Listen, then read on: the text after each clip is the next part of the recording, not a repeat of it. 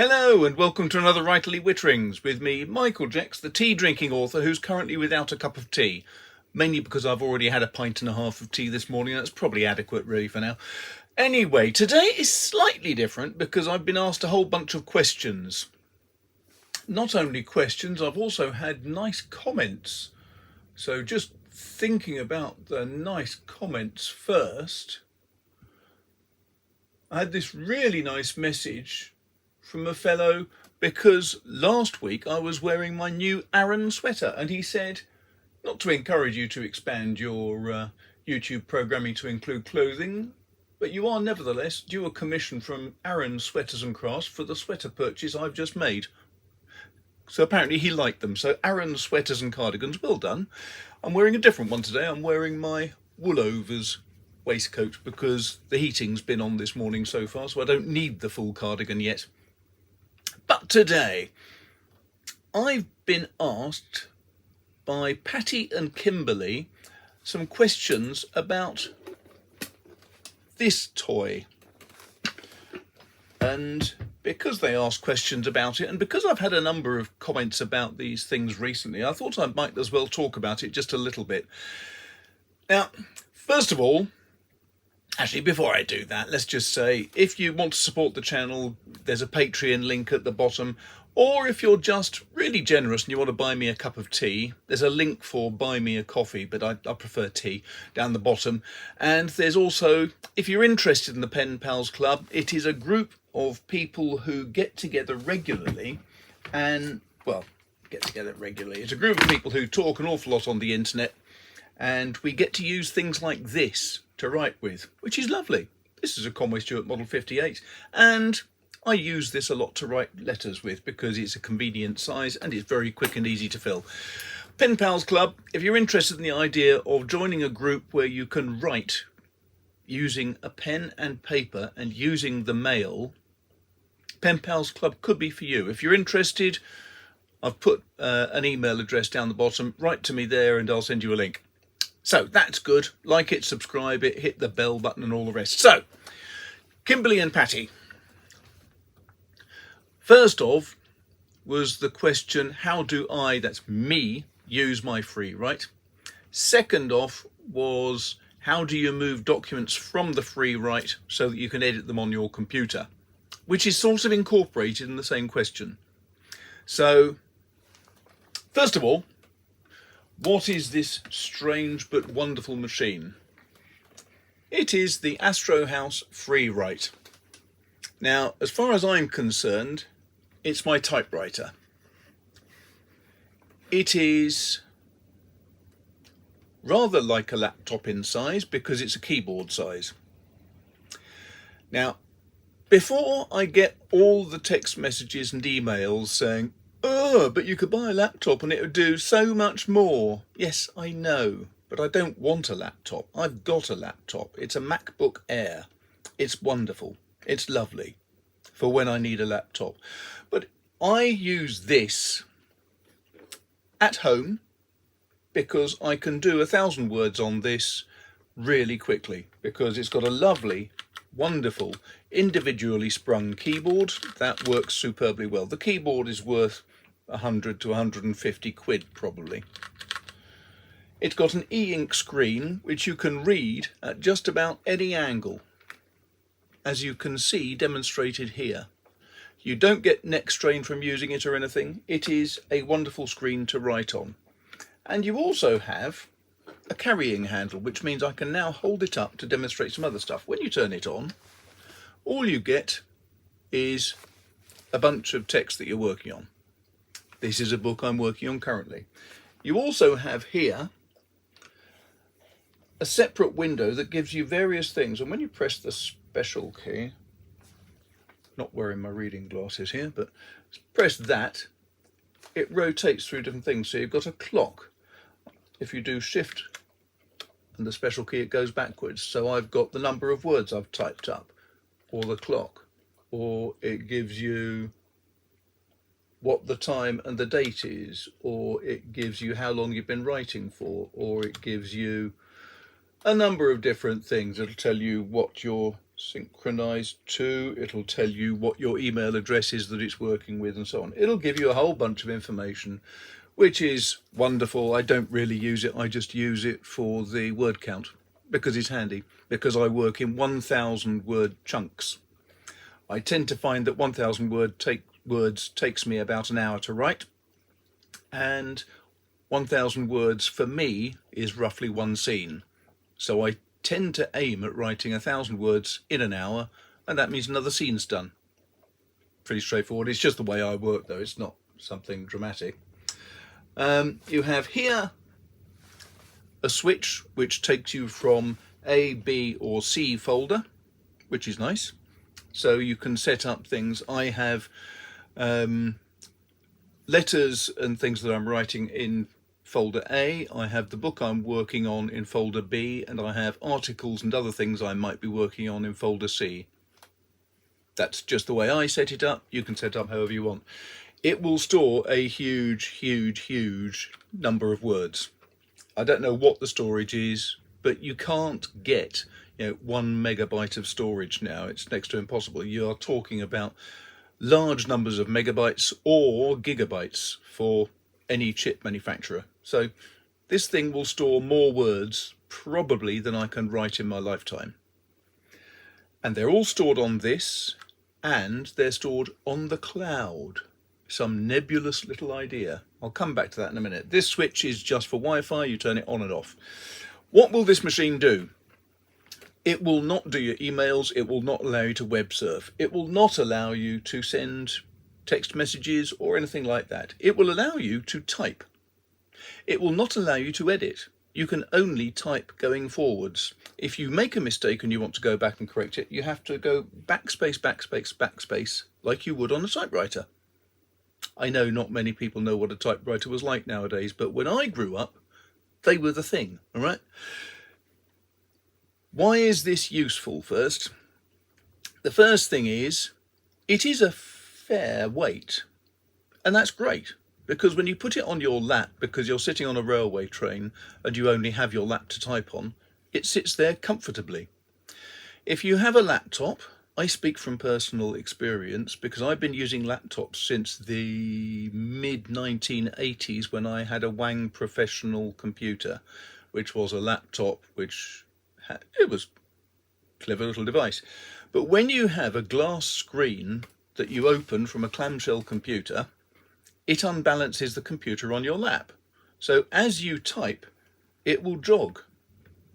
And it's hugely uncomfortable, very bad on the eyesight, and I find impossible to type on. When I've been using my MacBook Air on a train, if I go up to London, which I have to occasionally, then that's about 5 hours sitting on a train, sometimes 6.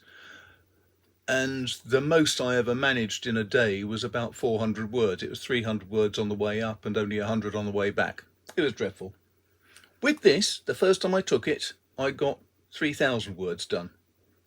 That is a pretty radical difference. If I'm typing on my computer here, I love my Apple iMac, but if I'm typing on it, I tend to get only about, I'll get 1,000 words in an hour.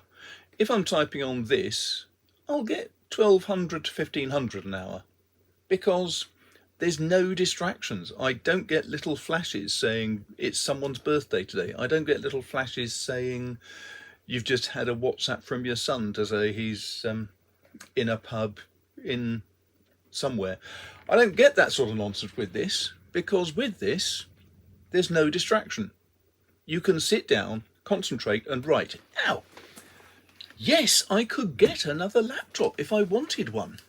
I don't want a laptop. I've got no use for a laptop, really. I don't use spreadsheets, ever. I don't use presentation materials as such. I don't have a need for Keynote and things like that all the time, and certainly not when I'm actually sitting on a train and doing other things. When I'm out and about and I have a need to carry a computer, it is purely and simply to type. When I'm at home, the only reason for a laptop is to type. But I don't need a laptop because I have this gorgeous thing called an iMac. I don't need anything else. But this means that I don't get stuck to my desk. I can go and take this to a comfortable chair in my dining room and sit there and type to my heart's content. I can take it into my sitting room and sit in a comfortable chair there and type to my heart's content.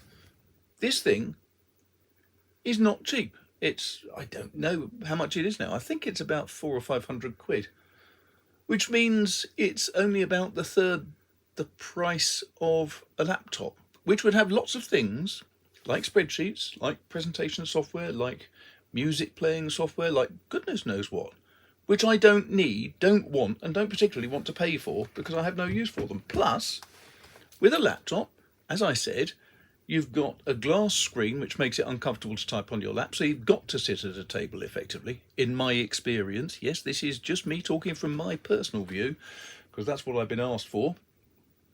But the other thing is that if I tried to take a laptop outside, I can't read the screen at all, because outside I get too many reflections off the glass.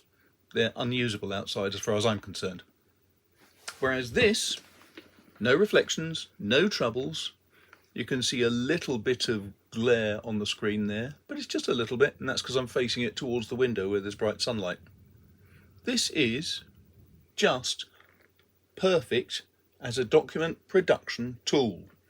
If you are an author, because I am an author, then this is the sort of tool that makes sense.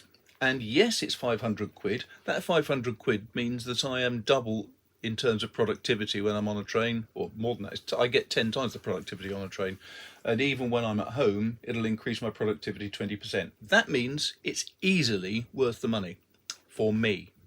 May not be for you. If you're not an author, full-time, professional, if you're not a journalist, then maybe it's not for you. Great, okay, that's fine. But don't beat me up in the comment section saying, well, that's rubbish, you could get something else for that sort of money that would be a lot better because it would do more. It may do more. It'll do more worse. It won't have the keyboard for a start, and it won't do the things that I want it to do, which makes it pointless and a waste of money. This is not. This is effective. Do I use it all the time for all documents I'm creating? No, I don't. Very often I will be sitting here in my office at my desk with my standard, not very expensive Philco keyboard, which is brilliant because each of these keys is individually sprung and they feel really good. It's necessary for me because if you have a flat laptop type keyboard, the key travel is tiny. Now, don't know about you, but I discovered long ago that the shorter the movement would lead to pain. I'd get really bad repetitive strain injury from just a short movement. Have a big moving key, I don't know why, but it doesn't seem to give the same sort of impact. I think because I tend to type from the wrist rather than just moving the keys with my fingers. I don't know why that is, except that I used to see some of the customer support girls when I was working at Wordplex and Wang. They would move much more with their hands rather than just the fingers. I think that's probably a hangover from the good old days of the 1970s and 80s when you did have manual typewriters and you actually had to move with a bit more force to get the things. But anyway, be that as it may. Now, what can you do with this? You can't edit. All you can do is type forward, as I mentioned. If you can't edit, how much good is it to an author? Very good, because of this thing here, the Wi-Fi. So what happens is you type up your documents on this machine. As you're typing, it will synchronize, not synchronize, but it'll update your box in what Astrohaus, because this is an Astrohaus Freewrite. Astrohaus have set up their own site called Postbox. Now what you can do with Postbox is, as you're typing, it will synchronize what you're typing with your Postbox account. And Postbox is just a dump. So it's a backup in case you have any problems, but it's basically just a dump. That's it. So you dump all of your words straight into that. But you can synchronize that with whatever else you want. I use Dropbox. So everything from my Postbox account, everything I type on the Freewrite goes to Postbox and then immediately goes to Dropbox. I use Dropbox. Other people use lots of other stuff. If you go to the Astrohaus Freewrite site, they will tell you the 5 or 6 different cloud storage systems you can link to. But Dropbox, why Dropbox? Well, because I have Dropbox as an additional, what would you call it? Data source, memory bank, file system perhaps, for my computer. So here on my Finder, down towards the bottom, I have, if I go to the right page, yeah, you can tell I was fully prepared. So I've got Michael's iMac, and the next thing is Macintosh hard drive. I've got a Seagate 6TB for backing up every keystroke I do, just in case of a problem, as well as the iCloud, and I've got Dropbox. So Dropbox is one of, as far as my computer is concerned, one of the disk drives attached to my computer.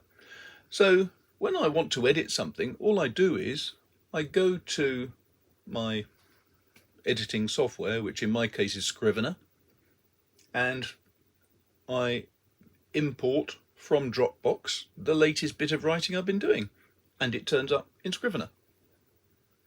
That's it. It's dead simple. So how do I use my Freewrite? I use it possibly 50% of the time for producing new documents. When I'm writing a new book, I will type up the first few chapters on it, and then as and when I want to, because I've had enough of my desk, I don't want to have any interruptions, I'll go through to the sitting room and I'll take the Freewrite and I'll type up for a few hours in there. There's no hard and fast rule about how I'll use it or how long I'll use it for. It's just a case of I've just had enough being in here. It could be that too many people have come up, seen me sitting at my desk, and obviously because I'm at home, I'm therefore available for a chat and a cup of coffee. No, I'm not. I'm trying to bloody work. It could be that I'm just fed up with the view because it's miserable weather and I want to go and sit down somewhere where I'm not interrupted by the weather because I'm trying to write about a bright sunny day and it's hailing or snowing or raining, pelting down like cats and dogs. So I want to go somewhere else where I can't see that. It could be any reason. I just want to get away from this chair and find a more comfortable one, perhaps. Sometimes it works like that. So it's any number of reasons. I will move away and I'll just be using the Freewrite. Would I use my MacBook Air? No, because, as I say, keyboard's rubbish, as far as I'm concerned. Really doesn't work for me. The screen is rubbish because it's glass and it constantly gives me the impression it's trying to fall forwards off my lap, and it's only the weight of my fingers typing on it that keep it upright. But then as I'm writing, it makes the screen bounce, which I hate. But if I'm going through to my sitting room to try to type, there is no table that I can put on my lap that's going to be comfortable. So I have to just have the MacBook on my lap. Well, it doesn't work. Whereas this is heavy enough because it's all cast aluminium or some sort of metal mixture, and it just sits on your lap absolutely flat, and as you type it doesn't move because it is a solid weight. The screen doesn't get too many reflections, so it's not distracting from that point of view, and you can read it from any angle. So someone did ask, do you get neck strain having to look down? No, you don't, because it's sitting far enough away. If I have it, it's like that. I'm perfectly happy. It's no real different from typing on my screen there. It's just... So there's those things. How do I use it? I think that pretty much explains it. I use it as a main data input or text input device, and it is fabulously efficient for me. Doesn't mean it's going to be for you, but I would hazard a guess that it probably is. Now, I get a number of people who write in and say, oh, Why would you pay that much? Because you can get one of these old machines, and I forget what they're called now, but there used to be a little machine that was about that wide, about that high, and it had an LED display, and they were supplied to a lot of schools in the States. And apparently you can buy these things now for only $20-30. Great, we'll get one if you like that.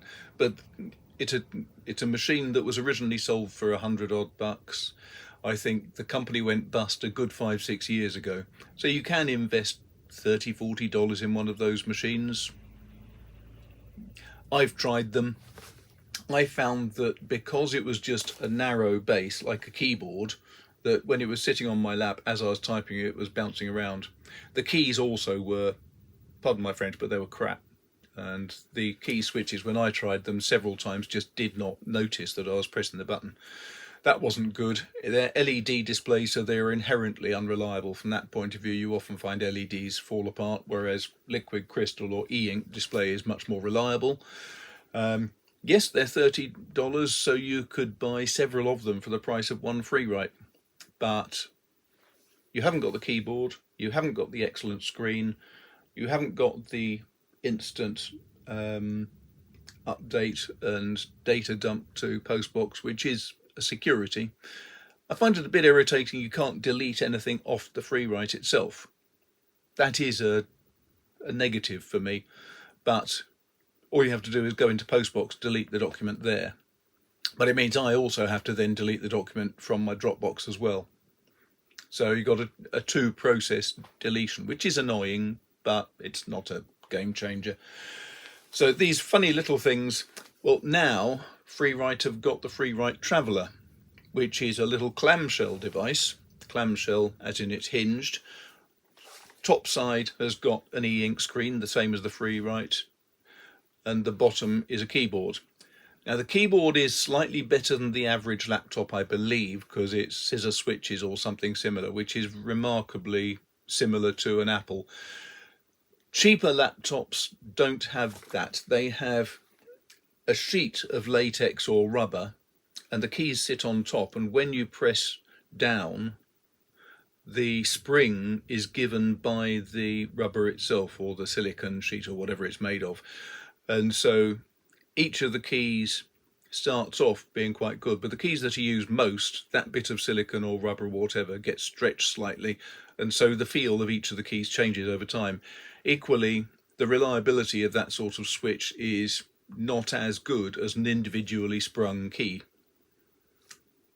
But that's personal. Again, you may well think that a latex sheet is perfectly good to type on. A lot of people do, because that's what most keyboards are made like with laptops, because that's the way of getting a really thin keyboard strip, so it's easy to type on. But that's fine if you're doing spreadsheets and minimal typing. If you're a novelist and you're typing 1,000 words an hour, you need a real keyboard. What Astrohaus are now designing, and they're just starting to build, is something that's just the size of a keyboard with only a couple of lines of display at the top, which is going to be coming out sometime next year. They're doing it currently on a you pay us some money please and sponsor this as a project. I forget what you call the things, but that looks quite interesting. But again, for me it's pointless, because for me the benefit of the Freewrite is the keyboard and the e-ink screen. Would I get one of the smaller, lighter things? No, because it wouldn't work for me. I need something that's got full keyboard. And yes, it's a bulky object to carry around. It's also a bit of a talking point because no one's ever seen them before. So if you do want to get distracted, you can just chat to whoever is sitting next to you on the train. Personally, I try to avoid them, because who wants to talk to strangers on a train? It's like talking to a chap in a lift. Just don't do it. So if you like the idea of just a simple, very, very lightweight, very small thing, you can look at the Traveller, which is still going to be $300-400, I think, or wait till this new thing comes out, which I think is going to be priced at a much more budget type level of, I think, about a couple of $100. Don't quote me on that. Go to the Astrohaus Freewrite website, keep an eye on that, and you'll see when this project actually comes to fruition. But that is about it, Patty and Kimberly. How do you move things from the Freewrite to the computer? Well, you set up a Dropbox account or one of the other accounts they have, and just use that as an additional storage drive on your computer. Then you can call that information straight up to your computer, put it on, you're away. And then you can edit in Scrivener, Nicest Writer Pro, Office, whatever you want to edit on, you can. For those who aren't convinced about the idea of no editing and only forward typing, you can actually go onto the Astrohaus Freewrite website, and they have a particular page which allows you to test it. So you can go on your computer to the Astrohaus website and then call up there, and I'm trying to remember what the website is actually called. Excuse me one moment.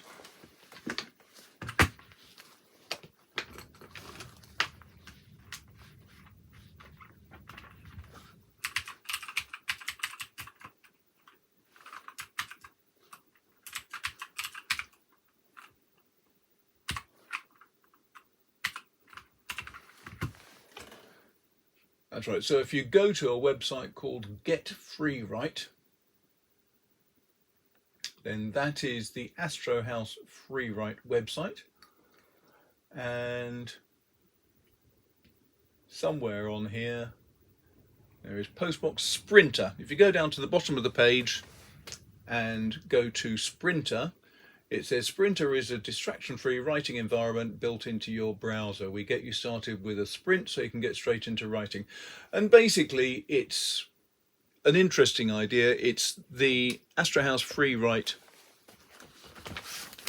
type of design, but you can type on your screen as though you're typing on one of these. So you just type on your keyboard at home, and you can see how good you find it. A lot of people during the NaNoWriMo period, so the November months of trying to get a 50,000 word novel written, will use Sprinter because it's quite a handy, convenient, simple typing environment that's completely unthreatening mentally, but it allows you just to type up really quickly and see how you get on with no interruptions. And there you go, really. The Astrohaus Freewrite. It is not for everyone, no. It is fairly expensive if that's the way you want to look at it, yes. But I've had this now, I think, for 5 or 6 years. And no issues, still going strong.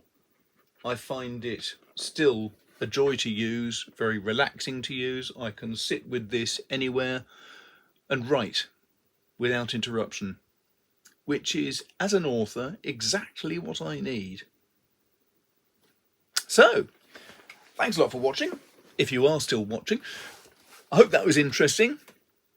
Next week I'm going to be talking back to pens and things, which hopefully will be of some use and fun. And in the meantime, well, have a good week, and I'll speak to you soon. Don't forget, Patreon, buy me a cup of tea, Pen Pals Club if you want to write to other people, and like this, subscribe and all that stuff. And I'll see you in a week's time. Thanks a lot. Take care.